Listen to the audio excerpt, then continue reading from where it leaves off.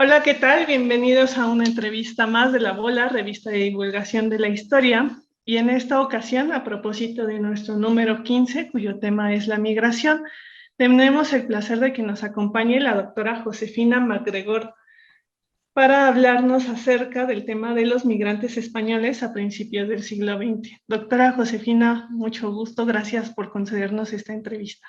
Gracias, encantada de estar con ustedes como siempre. Bueno, antes de iniciar la entrevista, voy a dar una breve semblanza para quienes no la conocen. Y bueno, la doctora Josefina MacGregor es doctora en Historia por la Facultad de Filosofía y Letras de la UNAM, donde es profesora desde 1975. Forma parte del Sistema Nacional de Investigadores y en 2020 ingresó a la Academia Mexicana de la Historia como miembro honorífico. Sus principales áreas de interés son la historia política del Porfiriato, la Revolución Mexicana y los primeros años del México posrevolucionario, así como la enseñanza y la didáctica de la historia. Entre sus numerosas publicaciones destacan Revolución y Diplomacia, México y España, 1913-1917, publicado en 2002, y Belisario Domínguez, Moral y Ética, Impronta de Vida, publicado en 2004. Además, hay que señalar que la doctora Josefina MacGregor es parte del consejo honorario de nuestra revista, por lo que nos da un mayor gusto tenerla con nosotros. Muchas gracias. Y bueno, para dar comienzo con la entrevista, doctora, a principios del siglo XX, a punto de estallar la Revolución Mexicana, había una gran cantidad de españoles en nuestro país. ¿Cómo podemos entender la presencia de esta población y cuáles eran las razones de su migración? Bien, no sé si sea discutible lo de que eran muchos españoles, ahorita vemos ese punto. Eh, México no ha sido un país de migrantes particularmente, que haya sido de interés de las personas venir a México. Sí ha existido desde hace mucho tiempo el deseo de migrar hacia Estados Unidos y pasar por México. El caso de los españoles quizás sea un poco distinto porque existía el antecedente de haber sido México colonia española y esto llevó a que muchos españoles se asentaran en México, aunque hubo varias expulsiones en el siglo XIX al respecto. De hecho, el incremento o la vida que se le dio a la migración española entre 1885 y 1890, debido a la estabilidad del régimen porfiriano y sobre todo a que México y España entraron a una etapa muy armoniosa de relaciones diplomáticas. Esto permitió y facilitó esa entrada de españoles. En 1910, el número de españoles en México no era muy grande. Desde luego, las cifras no son fáciles de comprobar, hay problemas para precisarlas, pero de acuerdo con el censo de 1910, apenas había en México 29.541 españoles. No son demasiados. Eh, el tema es que era una colonia, era la más numerosa de todas las colonias extranjeras, esa era una primera característica. Eh, y por otro lado, era una colonia que llegaba a consolidarse, se llegó a consolidarse en México y tenía una importancia social bastante fuerte. Entonces, esto hacía que fuera una colonia que se notara muchísimo. Hay otras características, pero bueno, pensando en las condiciones que permitieron esta migración. España era un país rural para ese momento, eh, con una fuerte influencia de Francia y por supuesto con fuertes inversiones de Inglaterra y que vivía más que nada de la agricultura y tenía una estructura agraria sumamente tradicional, tanto más que la mexicana.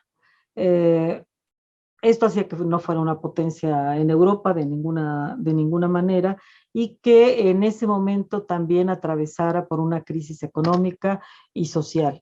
Fundamentalmente, a partir de los años también 70, 80 del siglo XIX, hubo una plaga de un bichito que se llama filojera, que atacaba la producción vitivinícola, es decir, atacaba las vides y entonces estas morían. Esto fue algo que afectó no solamente a España, sino una buena parte de Europa y aún de Medio Oriente y Estados Unidos, y esto afectó muchísimo la producción agrícola de España, hizo que mucha gente quisiera salir. Por otro lado, esta estructura agraria que yo mencionaba hacía que eh, las herencias se basaran básicamente en mayorazgo y fueran los herederos los hijos mayores, lo que hacía que los hijos menores no tuvieran acceso a ese medio de producción. Por otro lado, también la necesidad de incrementar el ejército español para combatir en el norte de África, para mantener las colonias españolas ahí, hacían que mucha gente, para evitar el servicio militar obligatorio, quisiera salir desde muy joven del país e irse a otros lugares. Entonces esto permitió que vinieran a México. Ahora, en México, la existencia ya de algunos colonos españoles, algunos españoles ya radicados aquí, facilitaba la cadena de traslado. Gente que llamaba a sus familiares o a gente, a sus paisanos de los mismos pueblos, para que vinieran a México a trabajar, y entonces empezaban a hacer esto. De hecho, la migración española se caracterizó porque era mayoritariamente de hombres, atendiendo estas condiciones, y más escasamente de mujeres, y había muchísimos jóvenes entre estas personas que venían. Pero el contacto era siempre estos españoles ya residentes que tenían organizados en México pues una serie de centros regionales españoles, el Orfeo Catalá, el Casino Español, el Centro Gallego, etcétera, y que era una manera en que se conectaban estos hombres. Entonces esto facilitó ese ingreso. Ahora, siempre pensamos en la colonia española como una colonia de élite, enriquecida, con un gran poder económico.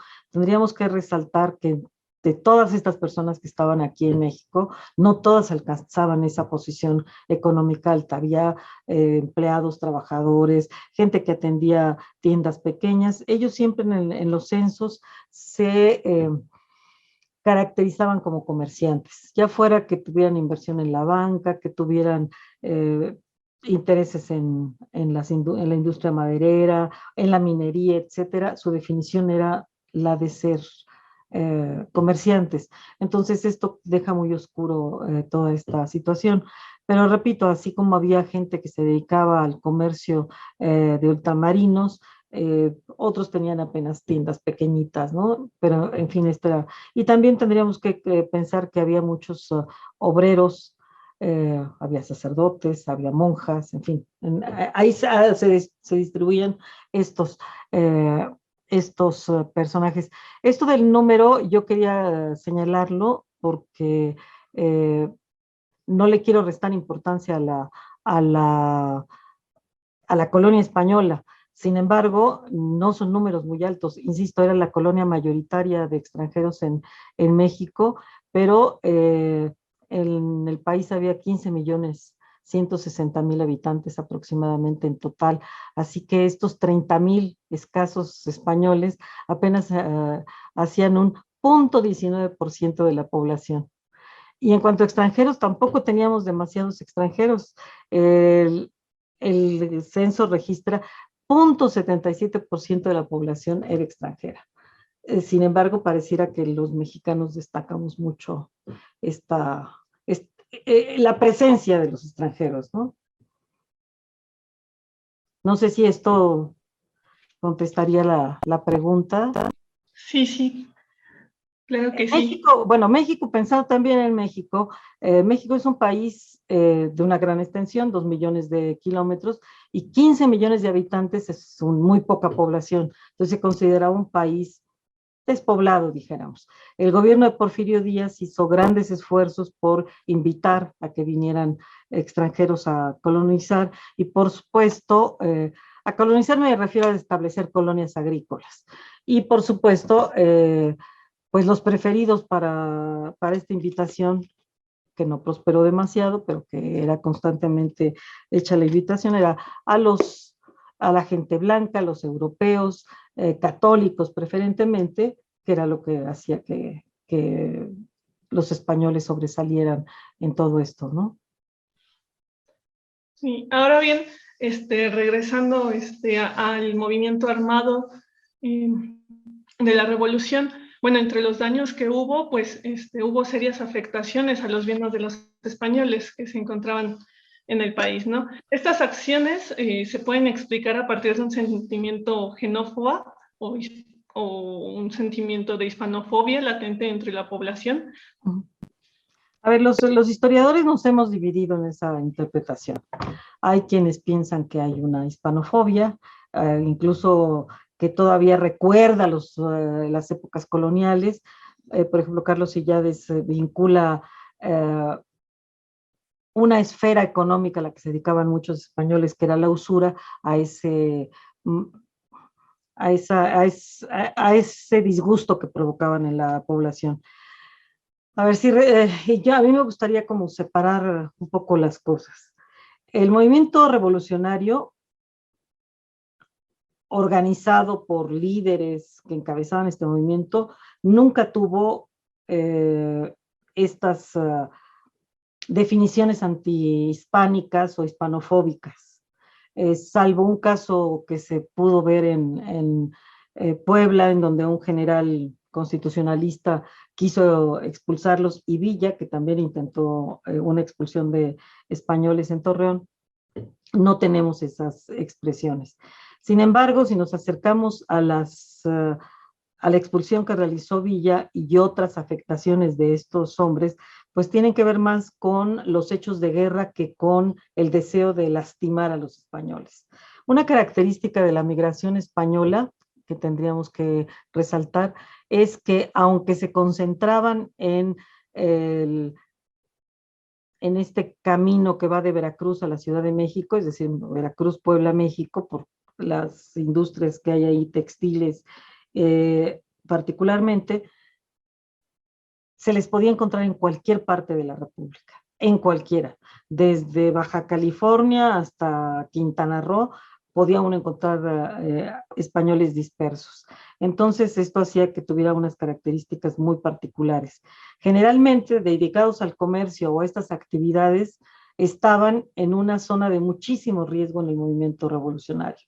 Es decir, sabemos que las tropas revolucionarias tomaron de algunos ranchos de propiedad españoles animales, caballos, vacas, borregos, etcétera, o bien muchas de estas propiedades fueron dañadas por por la acción militar. Entonces, más que ser producto de una hispanofobia, creo que es producto de estar ellos al frente de sus negocios. En el caso de las otras colonias, los propios empresarios no estaban al frente de ellos, los franceses o los norteamericanos tenían gente que los atendía, no eran los propietarios los que estaban aquí. Entonces esto hacía que fuera más fuerte esa confrontación y que los españoles quisieran defender esto. Otra característica de los capitales pequeños o grandes, como fuera, en el caso de los españoles, es que eran capitales, y esto no lo debemos olvidar, que se hicieron en México. No llegaron los españoles con recursos desde el exterior. No eran inversionistas, sino que llegaron a México sin un centavo en la bolsa, como digo siempre, sin una peseta, y aquí es donde trabajando, ahorrando, en fin, era como iban haciendo ese capital. Entonces, ellos defendieron en todo momento esto.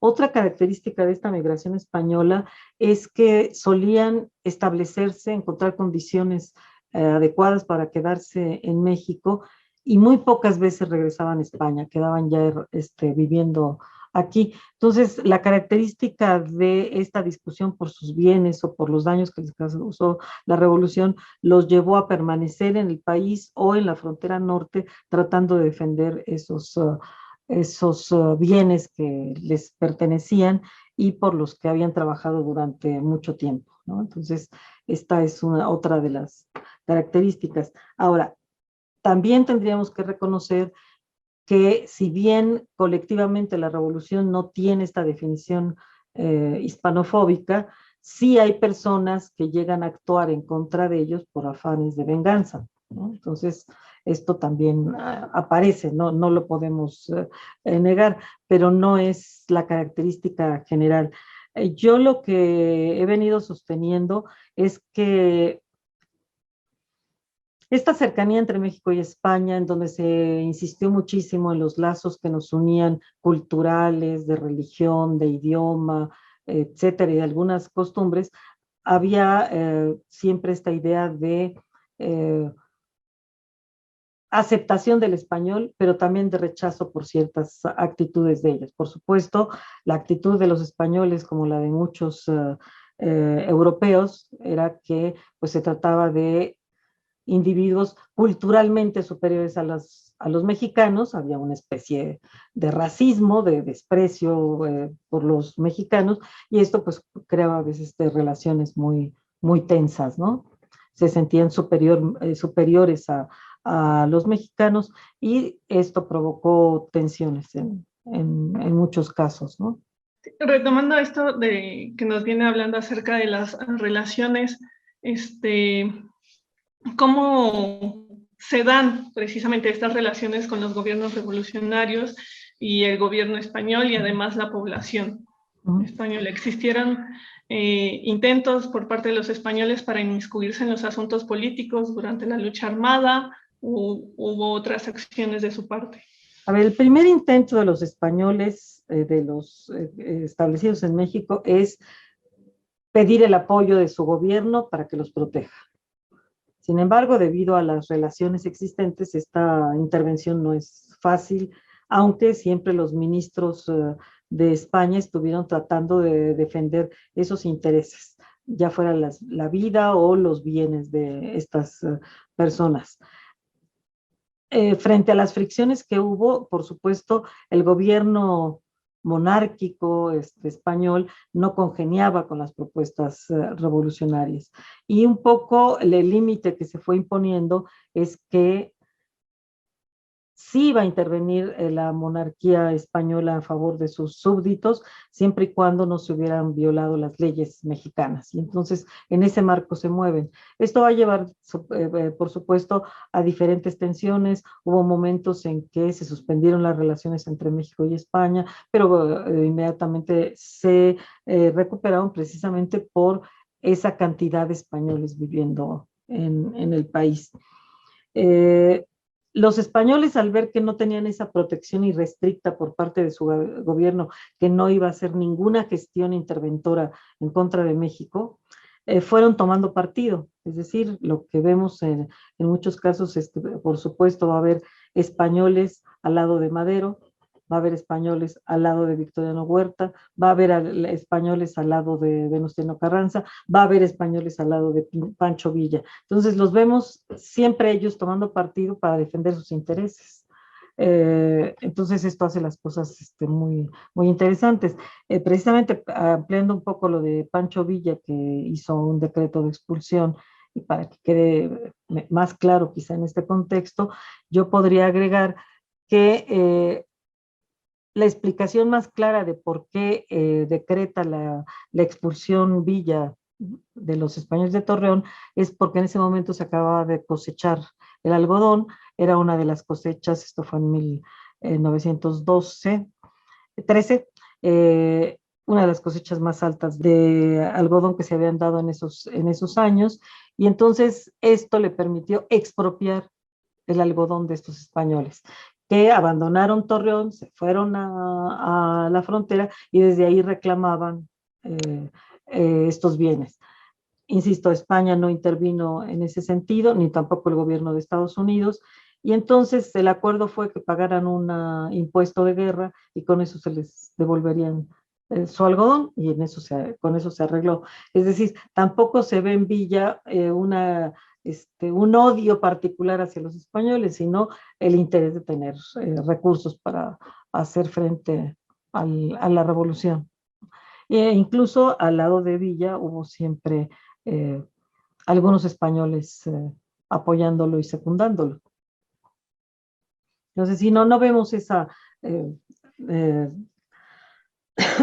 En algún tiempo se insistió en que los españoles habían sido afectos al mundo eh, no revolucionario, al conservador, al del antiguo régimen. Y desde luego es claro percibir que la gente que tenía una mejor posición económica, pues era la que estaba defendiendo ese punto de vista, pero había en otros mundos. Está menos estudiado, menos trabajado, pero también había obreros, líderes obreros españoles que militaban al lado de los trabajadores y entonces en ellos no se ve esa defensa de lo conservador, al contrario, sino que estaban buscando una radicalización del movimiento. Vemos como una gran diversidad, de acuerdo a los intereses de los españoles en el país, ¿no? No Así podemos es, así encerrarlos es. en un solo grupo. Es que hay muchísimos. Por ejemplo, en México se montaban muchas obras de teatro en el mundo del entretenimiento, ligeras, operetas, zarzuelas, eh, género cómico, que traían de España. Entonces, incluso había un acuerdo de derechos de autor en ese sentido. Entonces, había esos españoles que no pertenecían a grupos de intereses económicos muy fuertes, pero que estaban ahí. O lo que yo decía, ¿no? Sacerdotes, monjas. El porfiriato impulsó la educación, muchos mexicanos pidieron que vinieran órdenes religiosas a establecer escuelas, los que se dedicaban a la educación, y así se crearon en México las escuelas teresianas y las escuelas maristas. Entonces venían pues, esos españoles que estaban dedicados a la enseñanza. Entonces ellos podían tener unos planteamientos conservadores, pero se dedicaban a la educación, no eran bienes materiales lo que tenían. Entonces había de todo. También teníamos a un personaje como era Íñigo Noriega, el personaje nefasto para la zona de Chalco que desecó el lago de Chalco, que era un hombre tan rico que se decía que era el prestanombres de Porfirio Díaz, ¿no? Y porque era un hombre privilegiado. Entonces tenemos, creo que toda la gama, y esto es lo que tú dices muy bien, ¿no? Hay una gran cantidad de intereses y hay que irlos identificando para ver qué ocurre con cada uno de ellos. Ahora bien, para terminar con esta entrevista, pues años después, durante el periodo de la presidencia de Lázaro Cárdenas, México acogió a miles de españoles tras la derrota de la Guerra Civil Española. ¿Cómo se da esta nueva migración de españoles y cuál fue su impacto en nuestro país? ¿Qué diferencias podemos ver? Esta es una migración totalmente diferente porque es un exilio en donde se acepta a estas personas que vienen de España de manera humanitaria, dijéramos, por la situación que se está viviendo en España. Entonces yo creo que tiene dos momentos. Uno, primero, cuando todavía no ha finalizado la guerra, todavía no se ve el fin cerca, pero se ve que los republicanos están perdiendo la batalla frente al general Franco y algunos personajes como don Daniel Cosío Villegas y Alfonso Reyes invitan a los intelectuales, a los humanistas españoles a que vengan a México mientras se decide el movimiento armado, porque finalmente son gente de paz, no son gente de guerra. Esto va a dar pie a la creación de la Casa de España en México, que después se convirtió en el Colegio de México, ¿no? Esta es una primera parte. Pero después, en el momento en que la guerra se define a favor de Franco, se sabe que la represión que está llevando a cabo Franco es verdaderamente brutal, y entonces México acepta que vengan españoles a México. Se calcula que vinieron alrededor de 25,000 españoles en ese momento, es decir, casi los mismos que había en la colonia, ¿no? Eh, que llegan a través de los barcos que o México pagaba o que los propios partidos políticos que integraban la República estaban manejando para que vinieran a México. Y entonces este es un exilio que además es político, insisto, es de carácter humanitario, trae a México un grupo de individuos eh, podríamos decir, casi de élite. Por un lado están los intelectuales, filósofos, historiadores, médicos, músicos, ingenieros, etcétera, que llegan y que van a dar un estímulo muy importante a estas disciplinas en México, pero por otro lado también llega una mano de obra calificada. Hasta donde se ha podido estudiar, en fin, los expedientes de la gente que fue llegando, se sabe que no llegó gente que fuera analfabeta, por ejemplo.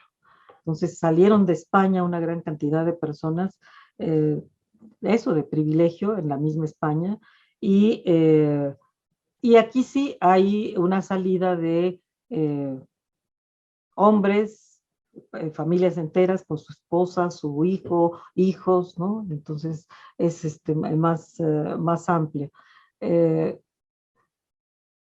en algún momento también, antes de que termine la guerra, se da alojo a niños huérfanos de la guerra, son los famosísimos niños de Morelia, que son llevados precisamente a la ciudad de Morelia para que crezcan en un orfanatorio y que pues crecieron en México y trabajaron en México toda su vida, ¿no? Entonces ahora la otra característica de esta migración que podríamos señalar es que es una migración política, con una posición política asumida.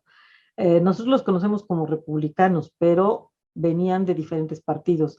La República se estableció a través de un Frente Popular, y ese Frente Popular pues, estaba constituido precisamente por el Partido Republicano, pero también por el Partido Socialista, por el Partido Comunista, incluso anarquistas. Entonces, vienen gente de este tipo de posiciones, que nosotros hemos llamado normalmente de izquierda, en ese exilio. Y muchos de ellos, a pesar de que se piensa que hubo una confrontación con la colonia española que ya radicaba aquí, en realidad lo que sabemos también es que mucha gente que llegó en ese exilio recibió trabajo de esas personas de esos españoles que vivían en el país. Entonces fue una